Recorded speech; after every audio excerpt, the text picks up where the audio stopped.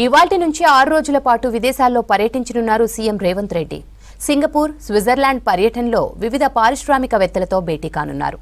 రాష్ట్రంలో అమలు చేస్తున్న ఇండస్ట్రీ పాలసీ, ప్రభుత్వం అందిస్తున్న ప్రోత్సాహకాలపై కంపెనీ ప్రతినిధులకు వివరించనున్నారు.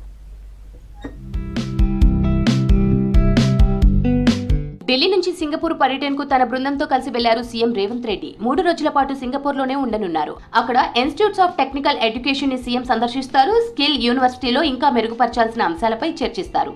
అందుకోసం స్కిల్ యూనివర్సిటీకి సహకారం అందించేందుకు సింగపూర్ ఐటీఈతో ఒప్పందం చేసుకోనున్నారు. ఇవాళ అక్కడ జరిగే బిజినెస్ మీట్ లో ముఖ్యమంత్రి పాల్గొంటారు. పలువురు పారిశ్రామికవేత్తలతో భేటీ అవుతారు.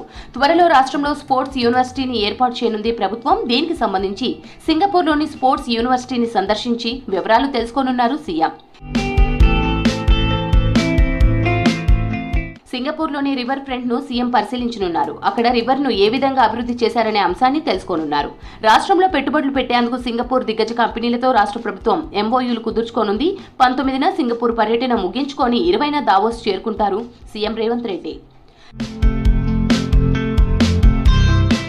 దావోస్ లో 20, 21, 22 తేదీల్లో జరగనున్న 2025 వరల్డ్ ఎకనామిక్ ఫోరం సదస్సుకు అటెండ్ అవుతారు రేవంత్ రెడ్డి. గత సంవత్సరం దావోస్ పర్యటన సందర్భంగా 40,000 కోట్ల పెట్టుబడులు వచ్చాయని చెప్తున్నారు నేతలు.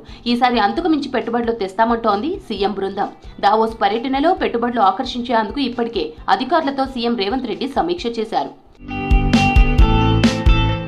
ఐటీ, ఫార్మా, ఏఐ, మ్యానుఫ్యాక్చరింగ్ రంగాలకు రాష్ట్ర ప్రభుత్వం ఇస్తున్న ప్రోత్సాహకాలతో పాటు క్లీన్ అండ్ గ్రీన్ ఎనర్జీ పాలసీని పారిశ్రామికవేత్తలకు వివరించనుంది ముఖ్యమంత్రి బృందం. దేశంలో ఇతర రాష్ట్రాల్లో లేని మౌలిక సదుపాయాలు, ప్రభుత్వ సహకారం తెలంగాణలో మాత్రమే ఉందనే విషయాన్ని దావోస్ వేదిక ద్వారా ప్రపంచానికి చెప్పనుంది రాష్ట్ర ప్రభుత్వం. 2 దేశాల్లో 6 రోజుల పర్యటన ముగించుకొని నెల 24న హైదరాబాద్ చేరుకుంటారు సీఎం.